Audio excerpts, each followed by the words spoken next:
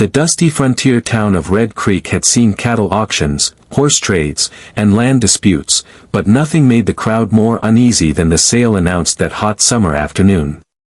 Men gathered around the wooden platform in the center of town, whispering among themselves as the auctioneer adjusted his hat and unfolded a yellow document. Some people looked curious, others looked ashamed, yet no one stepped forward to stop what was about to happen. Standing beside the platform was Clara Bennett. She held her head high despite the rough ropes tied loosely around her wrists. Her long chestnut hair had been pulled back, though loose strands danced across her face in the warm desert wind. Dust covered the hem of her faded blue dress, but her green eyes burned with defiance instead of fear. She refused to lower her gaze, even as dozens of strangers stared at her. Only a week earlier, Clara had lived peacefully on her late father's small ranch outside town. After his passing, the ranch had fallen into the hands of her appointed guardian, Silas Crow, a greedy man who cared far more about money than justice. Secretly, Silas had forged debts against the property, claiming Clara owed thousands of dollars she had never borrowed. When she challenged him, he laughed. "You've got no husband, no family left, and no lawyer willing to fight for you," he had said. "Around here, paper speaks louder than truth." Clara refused to sign away her land, but Silas had something even crueler planned. Using his influence with a corrupt sheriff and dishonest businessmen, he arranged an illegal debt auction, hoping to profit from her misfortune while taking complete control of the ranch. As the auctioneer cleared his throat, silence settled across the square.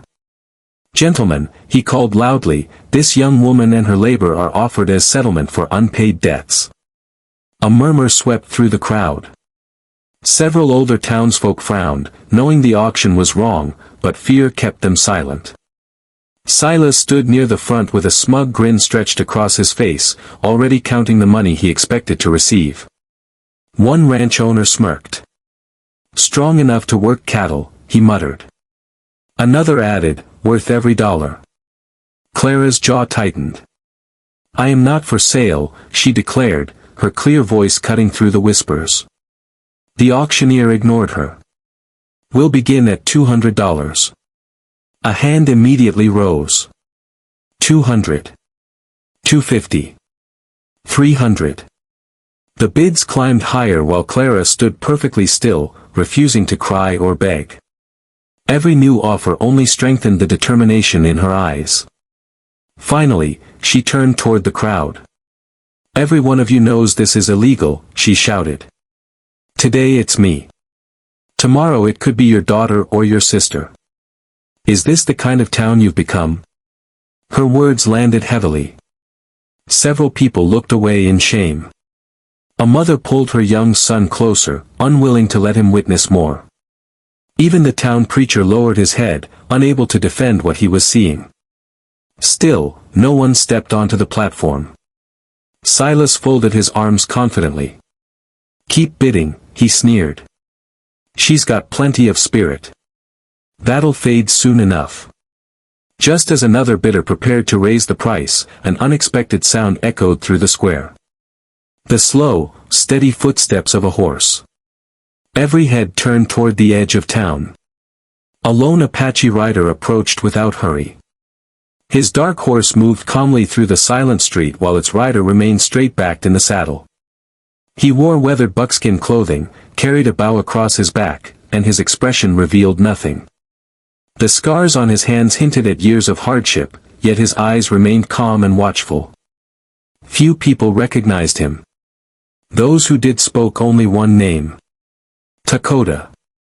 The mysterious Apache was known throughout the frontier as a man who avoided trouble but never ignored injustice. He lived alone somewhere deep in the mountains and rarely entered town except to trade furs or medicine. Dakota dismounted without a word. He tied his horse outside the general store and walked toward the platform, every step measured and unhurried. The auctioneer frowned. "This doesn't concern you." Dakota didn't answer. Instead, he reached into a leather pouch hanging from his belt and placed a heavy bag of silver coins onto the wooden platform. The loud clink echoed across the silent square. The auctioneer's eyes widened. Silas stepped forward angrily. Who says you can bid? For the first time, Dakota spoke. I'm not bidding. His voice was quiet, yet everyone heard it. I'm ending it. He looked directly at Clara before turning his gaze toward the crowd. No person belongs to another. An uneasy silence settled over Red Creek. No one moved. No one argued. Clara stared at the stranger who had interrupted the auction. She expected him to make demands or claim ownership like the others. Instead, Dakota calmly untied the ropes around her wrists. You are free, he said. She rubbed her sore wrists, surprised. Then why did you pay? Dakota glanced toward the distant mountains where dark clouds were beginning to gather. Because freedom sometimes has a price, he replied. Leave if you wish. But the men who sold you won't stop hunting you, and night is coming. For the first time that day, Clara realized the auction had ended, but her fight for freedom had only just begun. Morning sunlight filtered through towering pine trees as Dakota's horse climbed the narrow mountain trail. Clara rode behind him in silence, one hand gripping the saddle while the other held onto a small bundle containing everything she still owned. The town of Red Creek had disappeared behind the hills hours ago, yet she could not shake the feeling that someone was watching them. She still didn't trust the quiet Apache warrior. After all, only yesterday strangers had tried to sell her as though she were a piece of livestock. Now she was following a man she had met only moments before. Although he had freed her, she knew nothing about him except his name. Dakota finally slowed his horse beside a clear mountain stream. We'll rest here, he said simply. Clara climbed down, stretching her aching legs. Crystal clear water rushed over smooth stones, reflecting the bright morning sky. Birds sang high in the trees, and the cool mountain air felt worlds away from the dusty streets of Red Creek.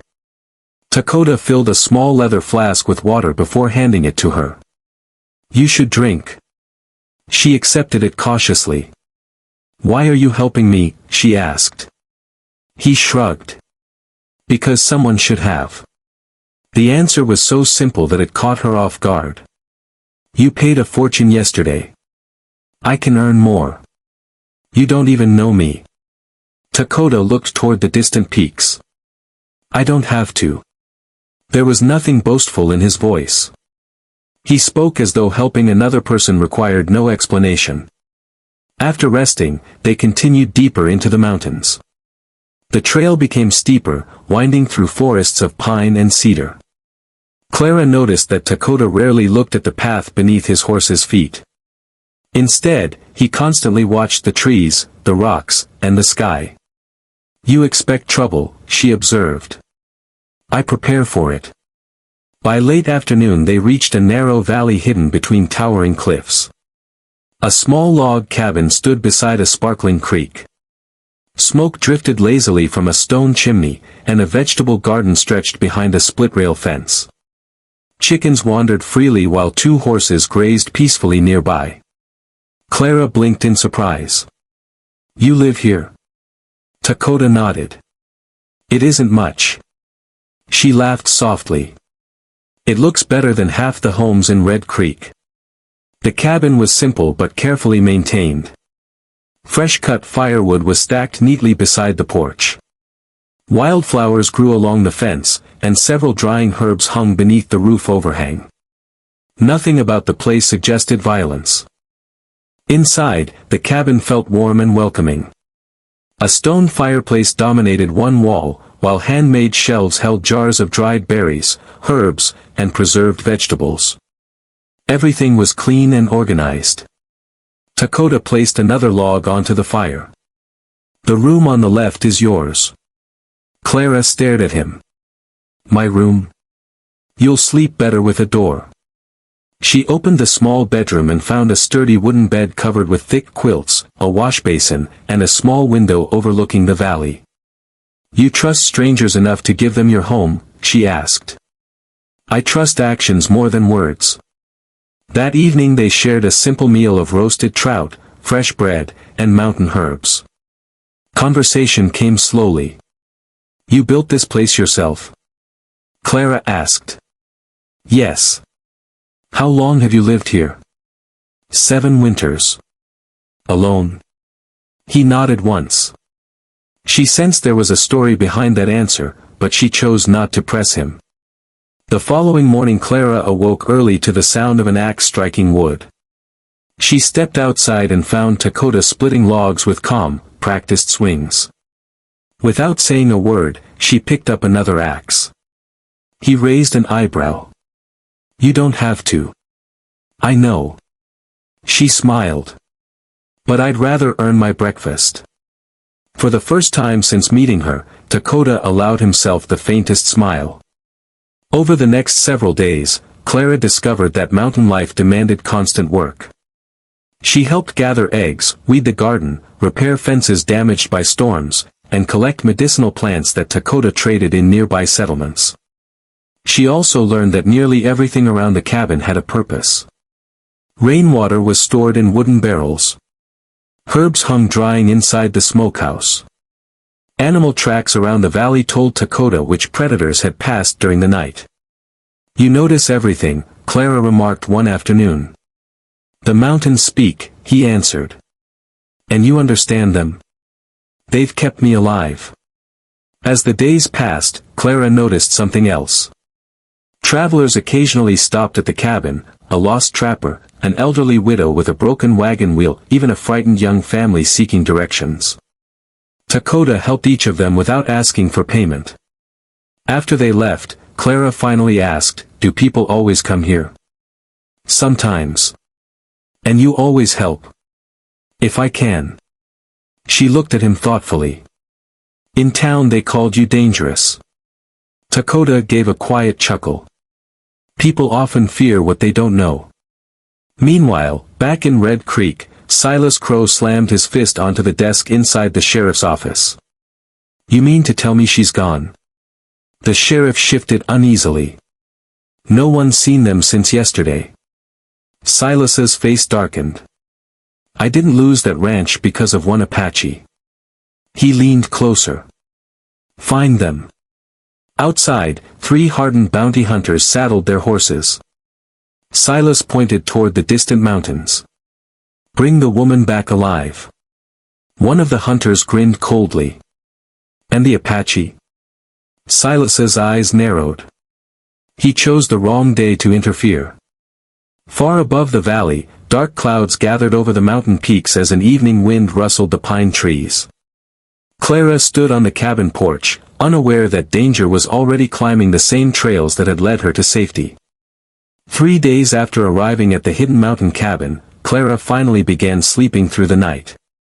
The constant fear that had followed her since the auction slowly loosened its grip.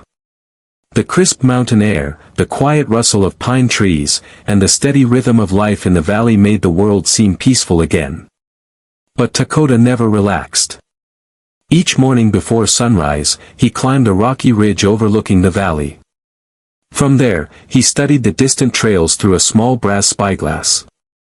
Sometimes he remained there for nearly an hour before returning without a word. Clara noticed. You've checked those hills every morning, she said one afternoon while gathering herbs beside the creek. I have. Have you seen anything? Not yet. The words should have comforted her, but the way he said them did the opposite. That evening, after supper, Dakota knelt beside the fireplace and carefully sharpened his hunting knife.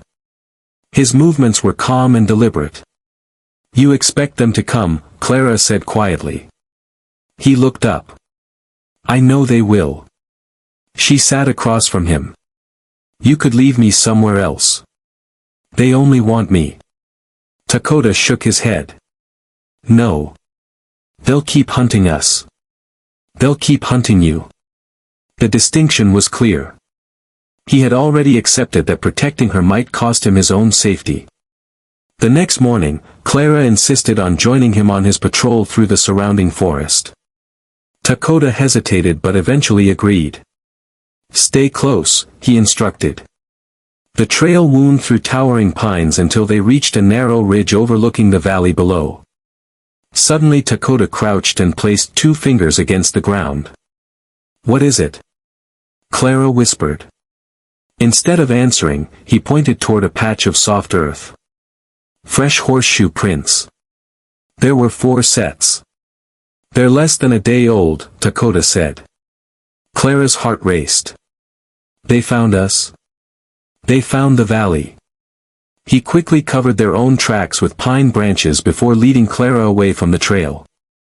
As they climbed higher into the mountains, Dakota showed her how to move quietly over loose rocks instead of dry leaves. He pointed out broken branches, animal paths, and hidden springs that most travelers would never notice. The mountain gives you choices, he explained. If you learn to listen.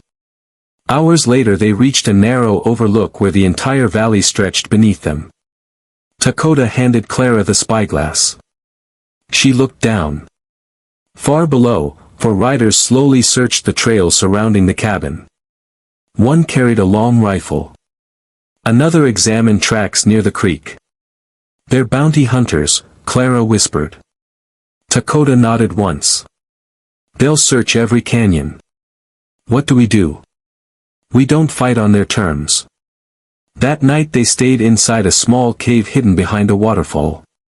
Dakota had stored blankets, dried meat, and supplies there years earlier. You planned for this? Clara asked. I planned for many things. She studied the quiet warrior. You've lived like someone expecting war. He stared into the small campfire. Sometimes peace only survives because someone prepares for danger. The next morning they quietly circled behind the hunters. From another ridge Clara watched the men searching the abandoned cabin. One hunter kicked open the front door. Another overturned chairs and scattered supplies across the floor. The third laughed as he smashed clay jars against the stone fireplace. They're destroying everything, Clara said angrily. Dakota remained expressionless. A cabin can be rebuilt. But your home. It isn't the wood. She looked at him in surprise. It is the people inside. For the first time since leaving Red Creek, Clara felt tears gathering in her eyes. No one had ever spoken of home that way. Suddenly the sharp crack of a rifle echoed through the mountains. A bullet struck the rock only a few feet away. They've seen us. Clara cried. Dakota grabbed her hand. Run. They sprinted through dense forest as more shots echoed behind them. Branches snapped beneath pounding boots while the bounty hunters shouted to one another. This way. Cut them off. Dakota led Clara toward a narrow canyon where enormous boulders blocked the entrance. He stopped beside a thick rope hidden beneath leaves. With one powerful pull, several stacked logs rolled downhill, crashing across the narrow pass. The hunters barely escaped as tons of timber and rock sealed the trail. For a moment, silence returned. They'll find another route, Clara said, breathing heavily. Yes. So we've only delayed them. We've gained time. Late that evening they reached an abandoned lookout overlooking the western cliffs. As Clara wrapped a blanket around her shoulders, she finally asked the question that had lingered in her mind since they first met. Why do you live alone? Dakota remained silent for several moments. When I was young, he began quietly, my village believed peace with nearby settlements was possible. He stared toward the fading sunset. We traded fairly. We shared water during droughts. We trusted promises. What happened? Gold was discovered in our valley. His voice grew heavy. Greed replaced friendship. He explained how armed men had attacked without warning, burning homes and driving families from their land. His parents had died protecting younger children. By the time the fighting ended, nearly everyone he loved was gone. I survived because an old hunter pulled me into the mountains. Clara listened without interrupting.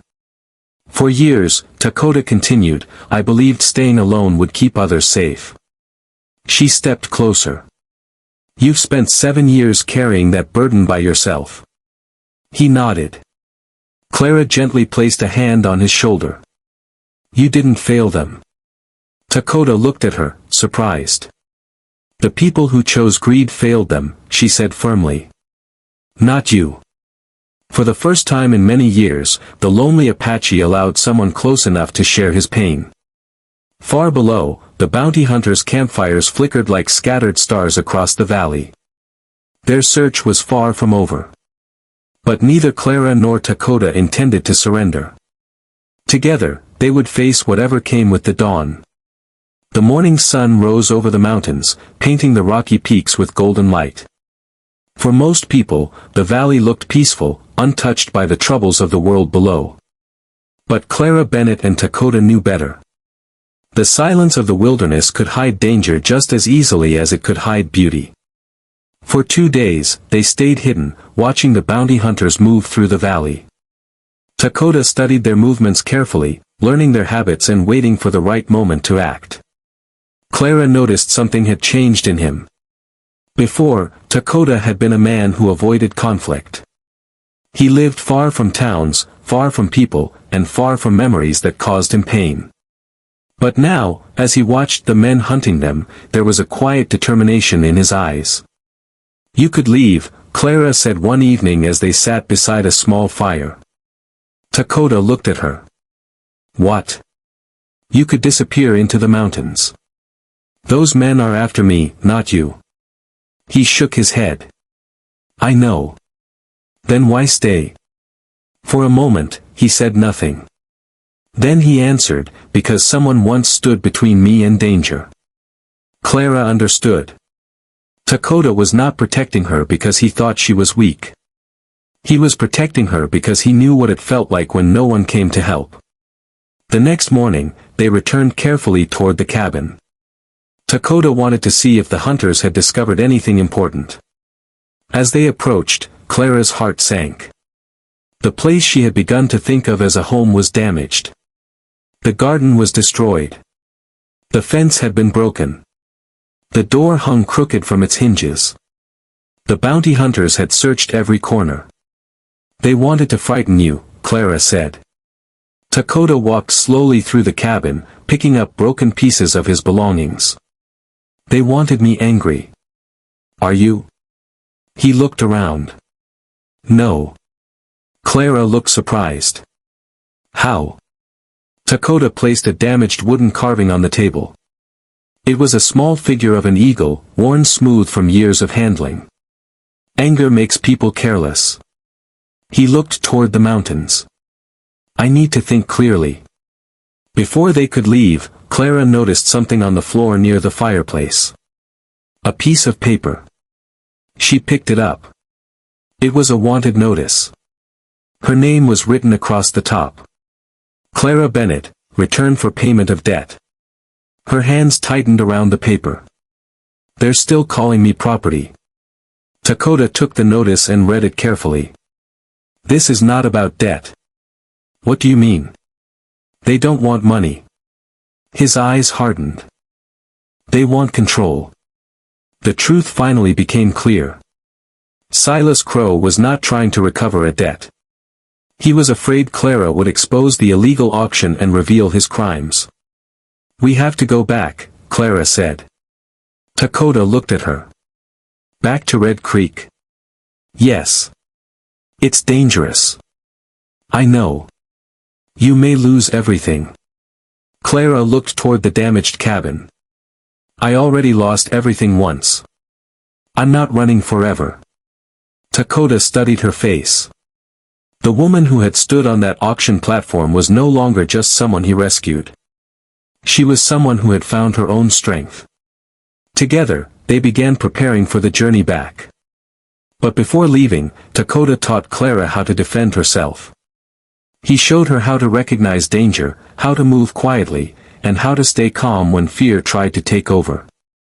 You don't need to become someone else, he told her. You only need to trust yourself. As they traveled toward Red Creek, they discovered the bounty hunters had divided their group. 2 followed the main trail while the others moved around the mountain to cut them off. Dakota noticed immediately. They're trying to trap us. Clara looked around. Can we avoid them? No. He paused. Not anymore. For the first time, Dakota chose not to disappear. He led Clara straight toward the danger. They reached a narrow canyon just before sunset. The hunters appeared on both sides, blocking the path. The leader stepped forward. End of the trail. Clara stood beside Dakota. You should leave. The man laughed. You don't give orders anymore. Dakota stepped forward. She never belonged to you. The hunter smiled. You paid for her. Dakota's expression remained calm. No. He looked at Clara. I paid to stop men like you from believing they could. The battle that followed was fierce. The hunters fired from behind rocks while Dakota moved like the mountains themselves, fast, silent, and precise. Clara did not hide. She used everything she had learned, distracting the attackers and helping Dakota escape their trap. When one hunter tried to circle behind Dakota, Clara warned him just in time. Together, they forced the men to retreat. But they knew this was only the beginning. The real battle waited in Red Creek. When they reached the edge of town, Clara looked toward the streets where she had once stood powerless. This time, she was returning by choice. And this time, she would not stand alone. The streets of Red Creek had not changed since Clara Bennett was taken away. The same wooden buildings stood beneath the harsh desert sun. The same dusty roads carried the footsteps of ranchers, merchants, and travelers. The same people gathered outside the general store, watching everything that happened in town. But Clara had changed. The woman who had left Red Creek frightened and angry now returned with confidence in her eyes. She was no longer the helpless person Silas Crow had tried to sell. She walked beside Dakota, not behind him, knowing that her own voice mattered. The moment they entered town, whispers spread. She's alive. That Apache brought her back. I thought she'd never return. People stepped out of shops and homes, watching as Clara and Dakota walked toward the courthouse. Silas Crow heard the news before they reached the building. His face turned pale. He had convinced himself that Clara would disappear into the wilderness. He believed fear would silence her forever. But now she was standing in the middle of town again. And she looked stronger than ever. Inside the courthouse, the sheriff stood beside Silas, trying to appear confident. You have no right to be here, Silas said. Clara looked directly at him. I have every right. You were sold because of your debts. No. Her voice echoed through the room. I was stolen because you wanted my land. A nervous silence filled the courthouse. Silas laughed. Who will believe you? Clara reached into her bag and placed several documents on the judge's desk. These. The judge examined the papers carefully. What are these? Proof that the debts were forged. The room became quiet. Clara explained everything, the false records, the hidden agreements, the illegal auction, and the men who worked with Silas to take advantage of people who had no power. At first, many townspeople remained silent. They had seen the auction. They had watched. But they had done nothing. Then an unexpected voice spoke. I saw him change the papers. Everyone turned. It was Thomas Miller, an old rancher who had been present at the auction. Silas's face hardened. You're lying. Thomas shook his head. No. I was afraid before. He looked at Clara. But she wasn't. One by one, others stepped forward. The storekeeper admitted Silas had threatened him. The preacher confessed he knew the auction was wrong. A former employee revealed that Silas had planned everything months earlier. The truth that had been buried under fear finally came into the open. Silas looked around desperately. You think this changes anything? This town belongs to men with money. Dakota, who had remained silent near the back wall, finally stepped forward. No. Everyone looked at him. A town belongs to the people who choose what is right. Silas stared at him with hatred. You think you're a hero? Dakota's expression did not change. No. He looked toward Clara. I only helped someone who deserved help. The sheriff slowly removed his badge. For years, he had protected powerful men instead of protecting the law. But now the evidence was impossible to ignore. Silas Crow, he said, you are under arrest for fraud, illegal imprisonment, and conspiracy. Silas shouted angrily as two deputies took him away. Outside the courthouse, the crowd watched in silence. For the first time, Clara stood in the same place where she had once been treated like property. But now, no one looked at her with pity. They looked at her with respect. Later that evening, Clara and Dakota sat near the edge of town beneath the fading sunset. You did it, Dakota said. Clara shook her head. We did. He looked away. You have your freedom now. She noticed something in his voice. You are leaving. Dakota remained quiet. I don't belong here. Clara looked at him carefully. Why do you always decide where you don't belong? He looked surprised. What? You helped strangers. You protected people who had nothing to offer you. You gave me freedom when everyone else tried to take it. She stepped closer. How can you say you don't belong among people? Dakota looked toward the mountains in the distance. For years, I thought being alone was the only way to survive. And now? He looked at Clara. Now I don't know. For the first time, the lonely Apache warrior had no answer. The next morning, Clara visited her father's old ranch. The fields were damaged, the fences broken, and the house needed repairs. But it was still hers. She turned toward Dakota. I have a lot of work ahead. He nodded. You do. She smiled. I could use someone who knows how to rebuild things. A small smile appeared on his face. You mean fences? She looked at him. More than fences. Dakota understood. For years, he had believed his life was only meant for surviving. But Clara showed him something different. Sometimes a person did not need a place to hide. Sometimes they needed a reason to stay. Together, they looked across the open land as the sun rose over Red Creek. The fight for freedom was over. But a new beginning was waiting. The first morning at the Bennett Ranch felt different. For years, the land had carried the weight of sadness.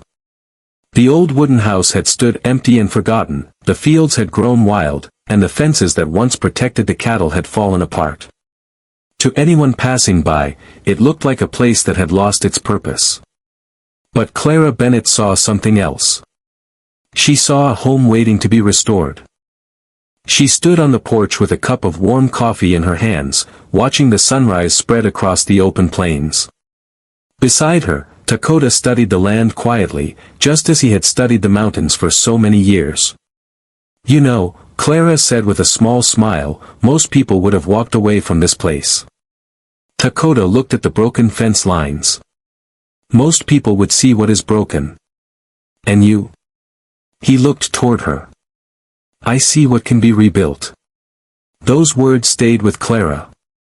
Because that was exactly what they were doing, not only rebuilding a ranch, but rebuilding two lives that had been shaped by loss. The days that followed were filled with hard work. Dakota repaired the damaged fences with the same patience he used when trekking through the wilderness. He taught Clara how to read the land, how to recognize changing weather, and how to understand the movements of animals. Clara brought her own skills. She organized the ranch records, planted new crops, and negotiated fairly with nearby settlers. Unlike Silas Crow, who had ruled through fear, Clara believed respect created stronger bonds than threats ever could. Slowly, the abandoned ranch began coming back to life. New fences stood where broken ones had fallen. Green plants grew where the earth had been neglected. The sound of horses and cattle returned to the fields. But the biggest change was not in the land. It was in Dakota. The man who had once lived like a shadow began becoming part of the community. At first, people were uncertain. Some settlers still carried old fears and misunderstandings. They remembered stories told by people who had never truly known him. But actions spoke louder than rumors. When a farmer's wagon broke on a dangerous mountain road, Dakota helped repair it. When a child became lost near the woods, Dakota searched through the night until he found him. When a harsh winter storm damaged several homes, he helped families rebuild. Little by little, people realized the truth. Dakota was not the danger they had imagined. He was the kind of person the frontier needed. Months passed, and the Bennett Ranch became a place where people from different backgrounds could find help. Travelers stopped there for food and shelter. Settlers traded peacefully with Apache families who visited the valley. The old divisions that had kept people apart slowly began to disappear. One evening, Clara found Dakota sitting alone near the creek, watching the water flow over the stones. "You still come here when you need to think," she said. He nodded. "The mountains taught me to listen." She sat beside him. "And what are they telling you now?" Dakota looked across the valley. "That I was wrong." Clara smiled. "About what?" "I thought being alone protected me." He picked up a small stone and turned it in his hand. "But being alone only kept me from losing anything." He looked at her. "It also kept me from finding anything." Clara understood what he meant. For years, Dakota had carried the belief that love, friendship, and connection only brought pain. But now he had learned something important. A person could honor the past without living inside it. A person could remember those they lost while still allowing new people into their heart. 1 year after the auction that changed everything, the people of Red Creek gathered at the Bennett Ranch. There was music, food, and laughter beneath the open sky. The same town that had once watched Clara stand helpless on an auction platform now celebrated her courage. An elderly woman approached her. "We owe you an apology," she said. Clara looked at the crowd. For a long time, people stayed silent because they were afraid. She glanced toward Dakota. "But silence only helps those who do wrong." The woman nodded. "You changed this town." Clara smiled. "No." She looked at the people gathered around. "We all did." As evening arrived, Clara and Dakota stood together on the porch of the restored ranch house. The mountains glowed in the distance, just as they had the first day they met. "Do you ever miss the mountains?" Clara asked. Dakota smiled. "Sometimes." "And will you return there?" He looked around at the ranch, the people, and the home they had built. "I already have." Clara laughed softly. "You call this the mountains?" Dakota looked at her. "No." He paused. "I call this home." Years later, travelers would tell stories about the strange and beautiful legend of Red Creek. They would speak of the woman who refused to be owned. They would speak of the Apache warrior who paid a price not to claim someone, but to free them. And they would remember that their story was never about a rescue. It was about two people who were broken by the world, who found strength in each other, and who proved that true freedom was not simply escaping chains. True freedom was finding a place where your heart could finally belong.